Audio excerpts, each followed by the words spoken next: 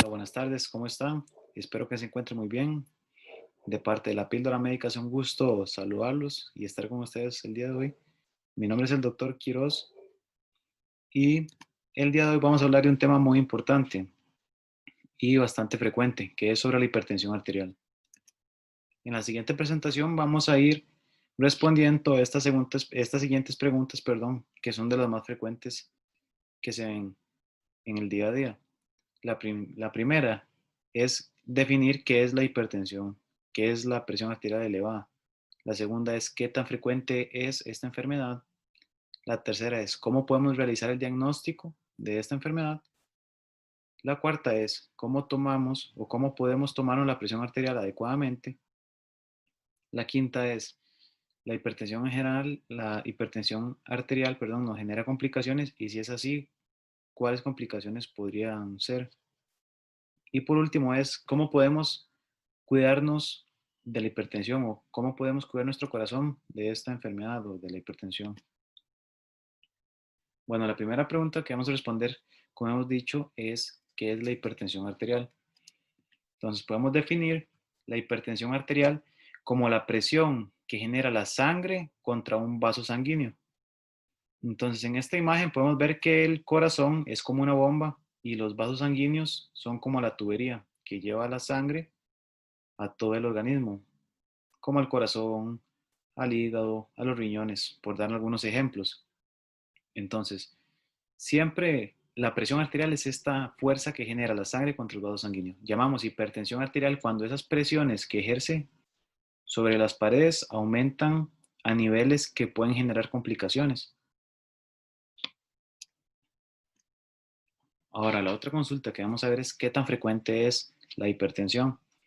En esta gráfica podemos ver que conforme aumenta la edad, aumenta el riesgo de presentar hipertensión.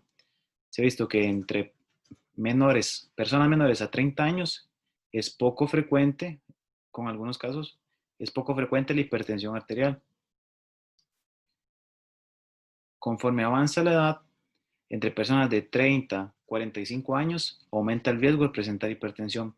Entonces se estima aproximadamente que de 10 adultos de 35 a 45 años, de 3 a 4 presentan hipertensión.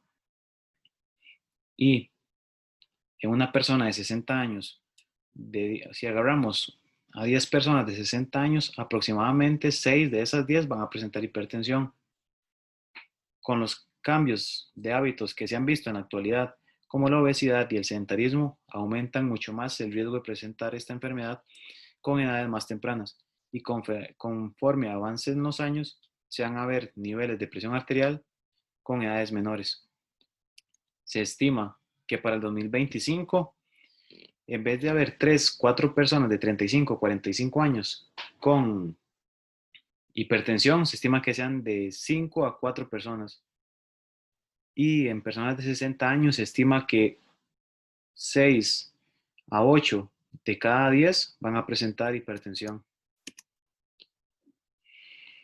Otra pregunta que debemos responder es si tenemos algún factor de riesgo de presentar esta enfermedad.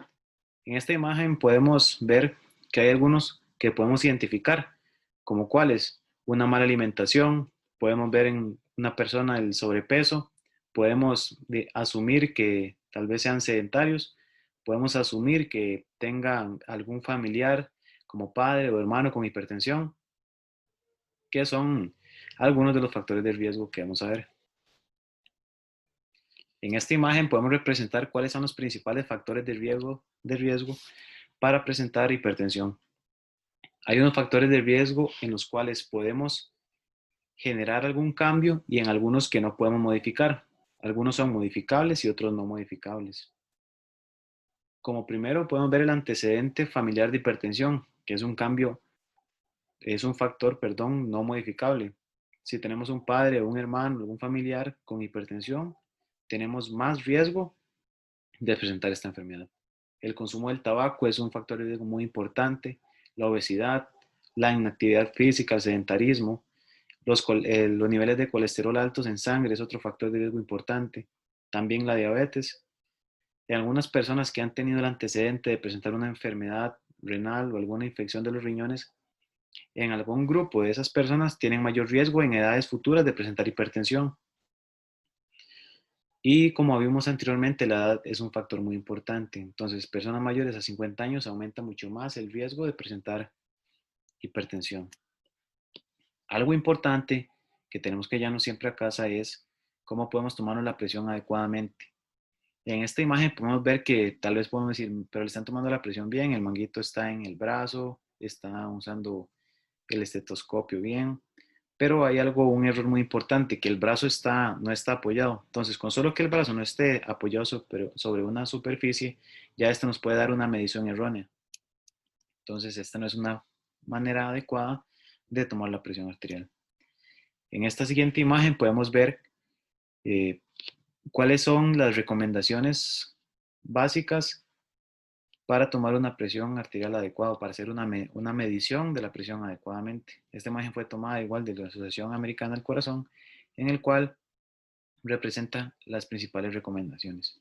Una muy importante es que antes de tomarte la presión, no fumes, no tomes bebidas alcohólicas, no hagas actividad física por lo menos 30 minutos antes de tomarte la presión, que te sientes en una silla, que descanses al menos 5 minutos, de 5 a 10 minutos, que pongas el brazo sobre una superficie, que tenga la superficie, que el brazo esté a la altura del corazón o a la altura del pecho, es lo más recomendable, que te sientes tranquilo en una silla, que no hables.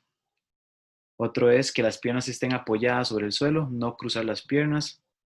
La espalda tiene que estar recta, apoyada sobre el respaldar. Otra importante es usar un manguito que va en el brazo con tu medición adecuada para un adulto. En niños y en adultos mayores muy delgados, el manguito debería adecuarse para esas personas. Otra es usar un aparato el cual va a medir la presión arterial que se esté adecuadamente calibrado. Hay varios instrumentos que podemos utilizar para medir la presión. Lo más antiguo que se utilizaba era el esfigmonomómetro con el estetoscopio, el esfigmonomómetro de mercurio con el estetoscopio. En los últimos años se está usando más los aparatos o los equipos electrónicos. Entonces es importante saber que el equipo esté calibrado. Normalmente siempre en la caja o en el instructivo se recomienda cada cuánto calibrarlo, aproximadamente es cada 2 a 3 años y en qué lugar llevarlo.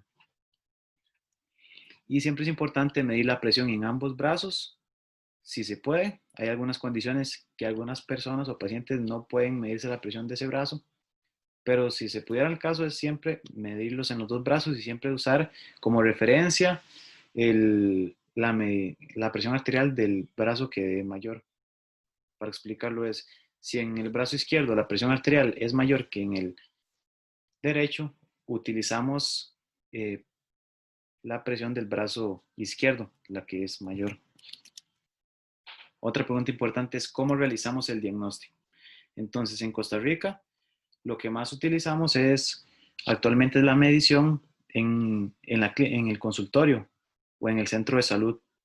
Entonces, por algún profesional de la salud, llámese como el médico que toma la presión o el enfermero, siempre que tomamos la presión arterial usamos el esfigmonomómetro y el estetoscopio para realizar la presión.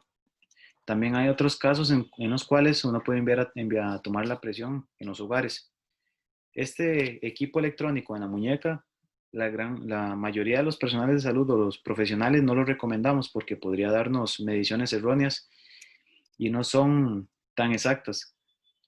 A la hora de adquirir un equipo se recomienda más como la imagen inferior, que es un equipo igual electrónico, pero mide la presión y el manguito va a nivel del brazo. Como podemos ver, siempre tiene que estar apoyado. En esta imagen podemos ver aquí que no está apoyado el brazo. Entonces siempre es importante seguir las recomendaciones que vimos anteriormente y utilizar un equipo adecuado, ya sea un profesional de salud que les mida la presión o utilizar uno de estos equipos electrónicos que son los más aconsejables. Ahora, es importante tener estas cifras presentes. La presión arterial normal es la presión arterial óptima, recomendable o siempre deseada.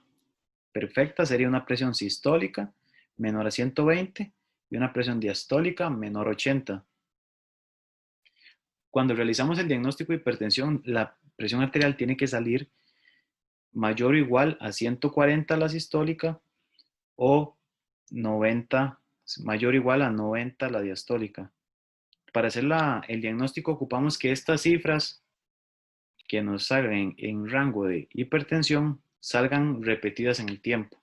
Eso quiere decir que si vienes el día de hoy y sale la presión arterial en 140, 90, no podemos realizar el diagnóstico en ese preciso momento. Ocupamos realizarlo en varias tomas seriadas.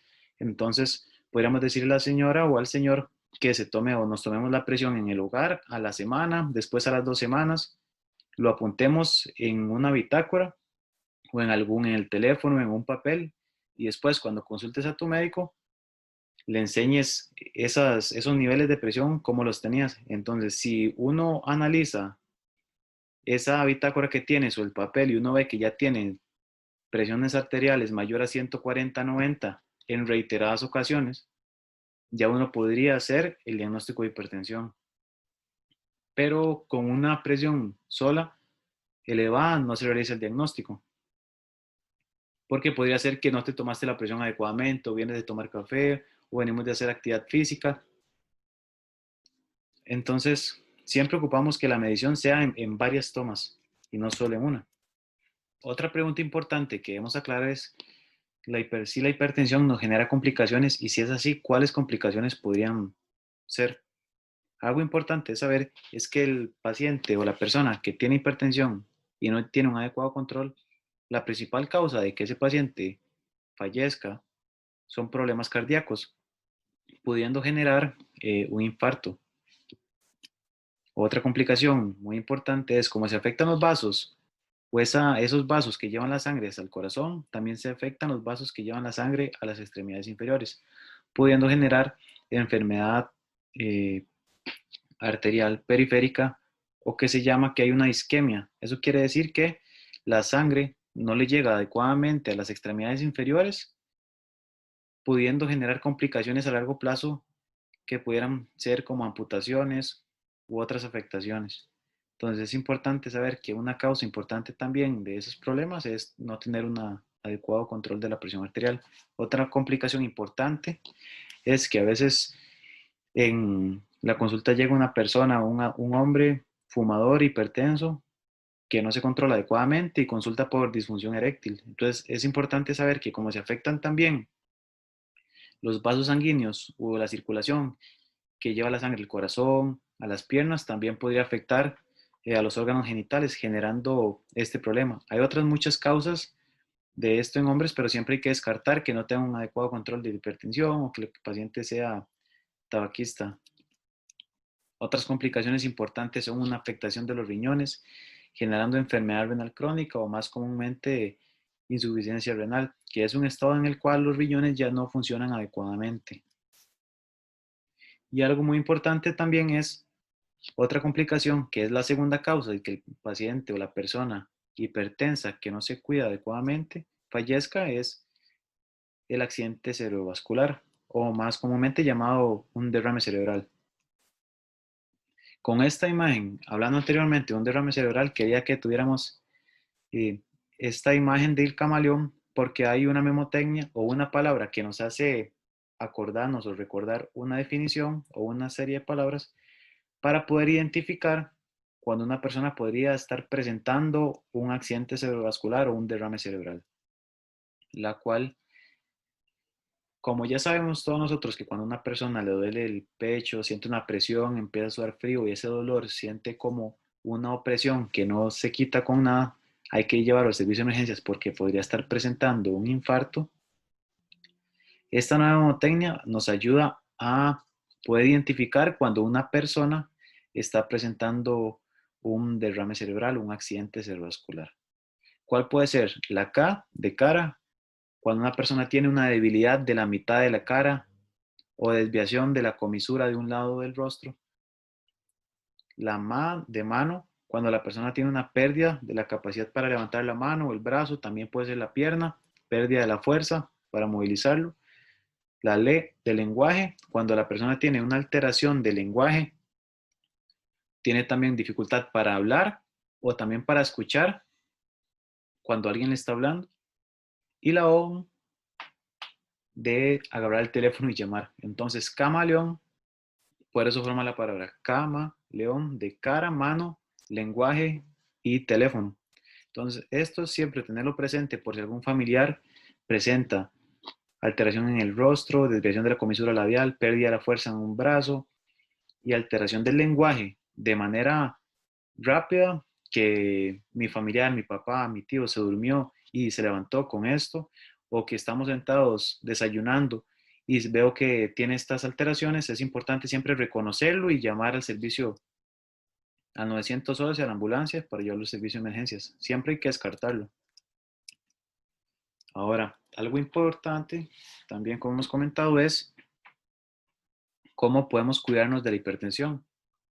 Entonces, hay ciertas recomendaciones, tanto como si tenemos factores de riesgo, como si ya presentamos la enfermedad, si ya somos hipertensos, como si tenemos la probabilidad de presentarlo. Estas medidas que vamos a dar a continuación son el pilar en los dos manejos. Tanto si soy hipertenso, entonces tengo que seguir estas recomendaciones para tener un mejor control, tal vez hasta reducir la cantidad de tratamiento que tomo, tanto como si tengo todos los factores de riesgo hereditarios, obesidad, mala alimentación, poder intervenir de manera oportuna antes de presentarla. Entonces, algo muy importante es disminuir el consumo de sal. Se ha visto que entre menor consumo de sal presente la persona, es más fácil controlar los niveles de presión arterial, como también disminuye la progresión a que ya presente la enfermedad. Algo también muy importante es tener una dieta adecuada. ¿A qué nos referimos? Una dieta alta en frutas, en verduras, las proteínas que sean carne blanca, pollo, pescado, disminuir al máximo el consumo de carnes rojas, de alimentos procesados, de embutidos, de bebidas azucaradas, de alimentos refinados. En la medida de lo posible, ayudan también a tener un control más estricto de la presión arterial, como también a eh, disminuir el riesgo de presentar la enfermedad. Otros importantes es las personas fumadoras, evitar el fumado en la medida de lo posible, el cese del tabaquismo, siempre es importante, no solo se relaciona también con presentar hipertensión arterial, sino con otro mucho más de enfermedades, cánceres de muchos tipos, también enfermedad pulmonar, como también hemos visto antes de difusión eréctil en hombres y demás complicaciones. Y algún pilar muy importante, siempre realizar actividad física. Siempre realizar actividad física. Todas estas medidas que hemos visto, realizar actividad física, evitar el fumado, buena alimentación, disminuir el consumo de sal, no solo ayudan a controlar la presión arterial, sino también otras enfermedades como la diabetes, por ejemplo. Estas medidas se podrían aplicar para esas enfermedades. Entonces, hablando de la actividad física, es importante que se recomiendan 30 minutos, por lo menos 6 días a la semana. Y los cambios, o uno ya puede ir viendo el cambio de la presión arterial, de que ya se va controlando a las 4 semanas, aproximadamente 4 o 6 semanas de empezar a realizarlo. No es que realizo 2 días actividad física y ya el tercer día la presión está normal, por así decirlo. Siempre tiene que ser progresivo y es importante tener de la mano un buen preparador físico que también individualice el caso de cada quien. No es lo mismo poner a hacer actividad física a una persona joven de 30 años sin problemas a un adulto mayor con desgaste de rodilla, desgaste de cadera. En las dos personas igual se van a ver beneficiadas de realizar actividad física, solo que algunos y otros tienen que individualizarse para realizarlo. Bueno, espero que les haya gustado. Esta información que les he comentado el día de hoy lo he sacado de estas diferentes guías. Una es la guía española de hipertensión, diagnóstico de hipertensión, la guía española del 2018 y el segundo es del Harrison de Medicina Interna, la 20 edición. Y las imágenes, aquí está la imagen, la página donde las adquirimos. Bueno, espero que les haya gustado. Si tienen alguna duda o si quieren que hablemos de algún tema en específico, pueden enviárnoslo a este correo que ven aquí en pantalla.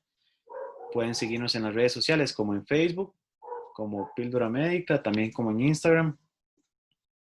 Y aquí están nuestros números de teléfono. También podemos dar, estamos ofreciendo nuestros servicios como consulta médica a domicilio, consulta en un consultorio, dictámenes de licencia, actas de defunción, cuidado de úlceras, entre otros procedimientos. Por si, por si gustan comunicarse con nosotros, estamos en toda la disposición de aclarar sus dudas. Igual como les dije anteriormente, si tienen alguna duda o les gustaría que habláramos de ese tema en alguna próxima charla, pueden enviarlo y con mucho gusto la veremos y podríamos dar próximamente una charla. Eh, Estas exposiciones o hablar estos minutos con ustedes lo vamos a estar haciendo una vez a la semana. Si les gustó la información y sienten que le podría ser de ayuda a alguien más, lo compartan con sus familiares o conocidos. Y es un gusto estar con ustedes. Que tengan una buena tarde, noche. Hasta luego.